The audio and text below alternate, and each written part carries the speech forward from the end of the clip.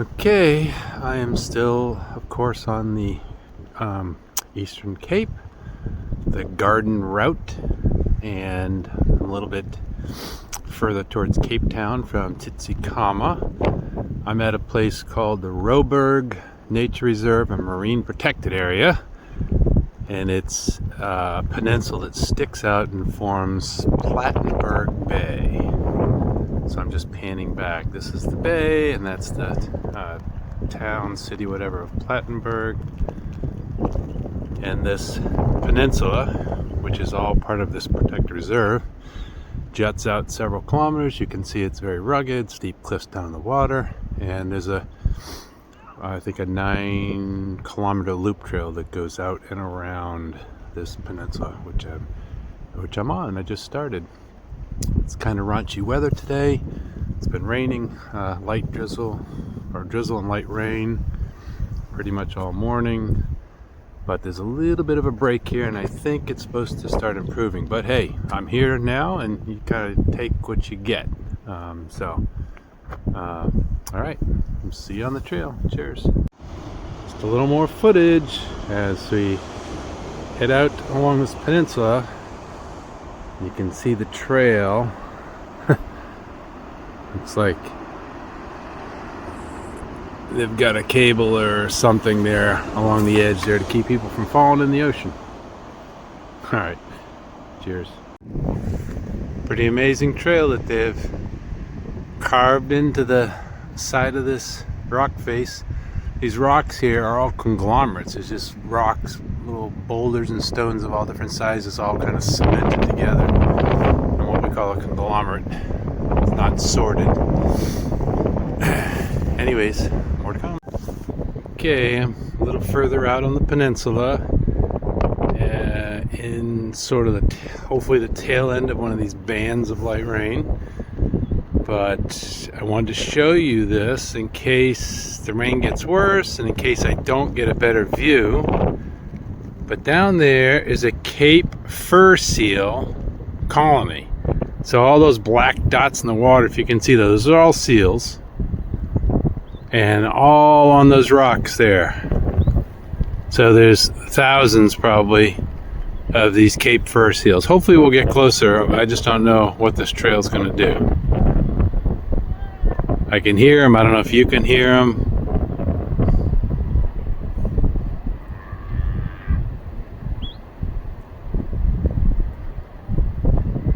Looks like floating beds of kelp, but it's actually, those are all seals in the water. Fur seals. Okay, hopefully we'll get closer. Cheers. Okay, a little further along, pretty much above the fur seal colony, came across this little information board. It tells a lot of interesting information, facts about the fur seals. Apparently for hundreds of years they were harvested by the natives, the Khoisan people, for their meat and the oil and their pelts. And then there was a big population crash in 1893 because of all the sealing that had been done. And so they had to start introducing controls on harvesting. And then in 1990, because of public outcry, sealing in South Africa was halted, but they're not considered endangered, and they still, the local poor natives still actually harvest them on a kind of small scale, sustainable basis. But in Namibia, apparently, they still harvest thousands of these guys. The pups for their pelts, and the bulls are killed for their leather, skin, and the oil, but also, and this is sad, for their genitals, which apparently fetch a high price as an aphrodisiac in the Far East. Sound familiar? Like rhino horns and elephant tusks? Terrible, terrible, those Far Easterners. But anyways, they get killed in fishing nets, and fishermen will kill them too because they compete with them for their the fish that they're trying to catch. But they breed in these big colonies like most seals do. And this is one of the big ones here. Anyways, just a little information about fur seals. I guess they estimate there's about 1.5 million Cape fur seals left, which is a lot. But most of them are in Namibia, where they're heavily exploited. So we'll see. All right, cheers. Okay, a little more video because I'm now looking down on that first seal colony. Maybe we'll be able to see them a little better. Those are, of course, all seals on that rocky ledge. And then, of course, you can see them out there in the water.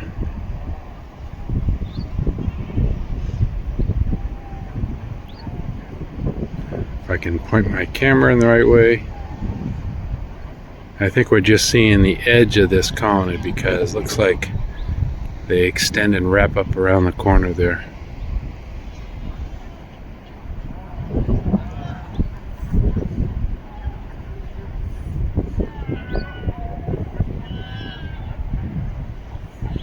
Anyways, interesting. Cheers.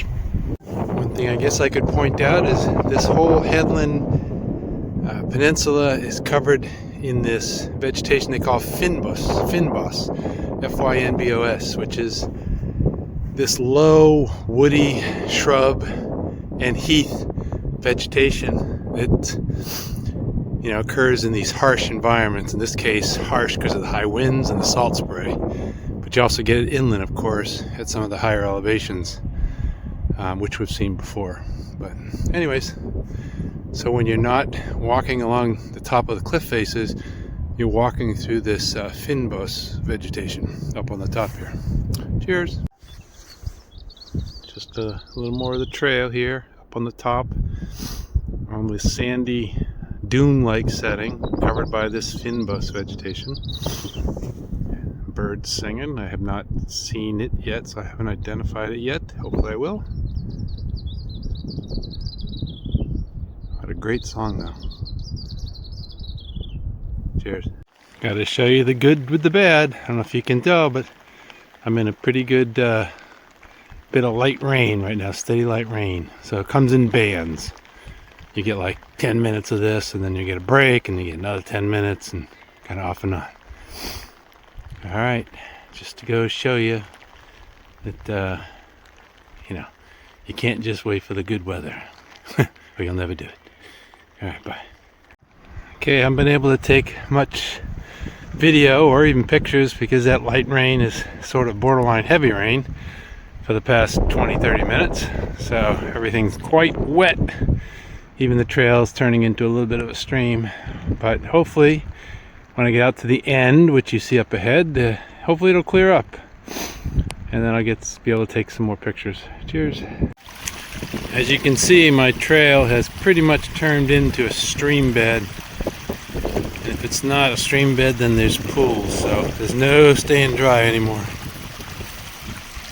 Cheers.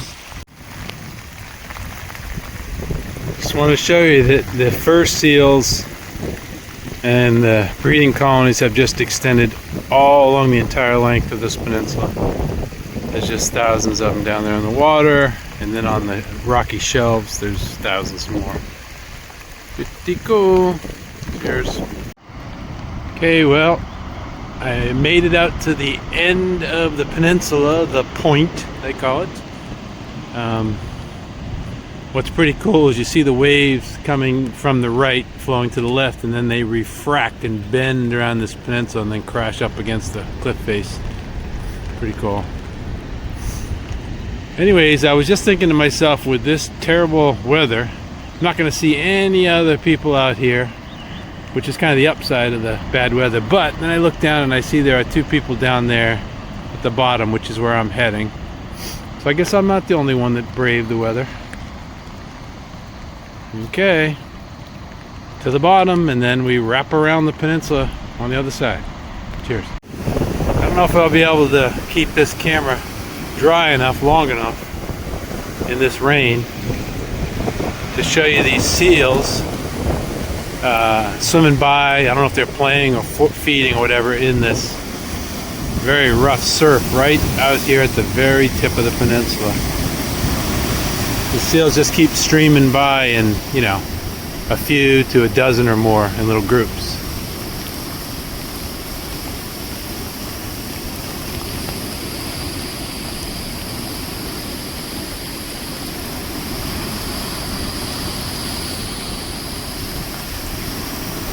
All right, cheers. Actually getting a break in the weather, finally. I don't know how long it's going to last, but I'll take what I can get.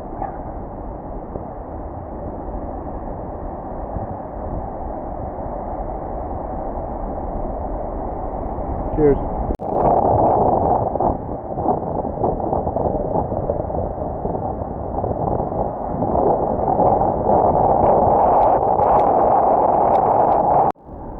Finally got a bit of sunshine. I got to take advantage of it. Absolutely beautiful now. But I can see another band of rain clouds on the way in. This is a strikingly beautiful trail to hike. Would have been even more striking if the sun was shining. I didn't have to watch my step in the rain the whole time. But still an amazing place. Cheers.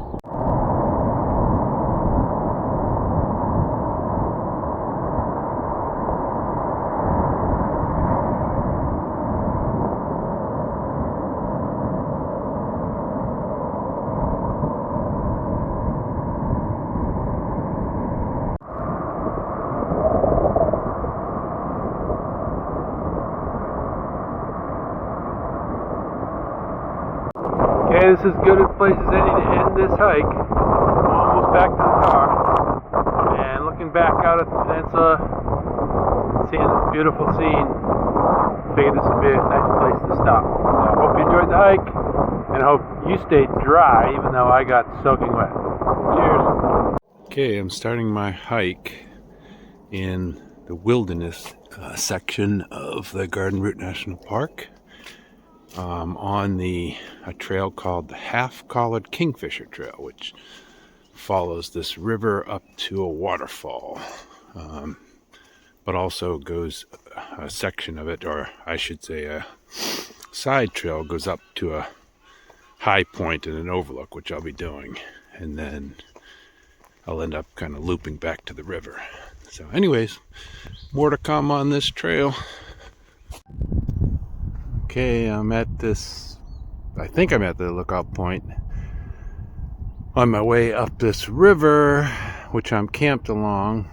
This is called Wilderness Lakes, or Wilderness section of the Garden Route National Park. Wilderness not to be confused with the term as we understand it, but because the town over there is called Wilderness. Anyways, there's, I guess, a bunch of lakes here. And then there's some rivers, and that's my campground down there. In fact, Green Dragon is right down there, but it's underneath a tree canopy, so you don't see it. And I'm making my way eventually back down to this river and up to a waterfall. All right, we'll see you there. Cheers.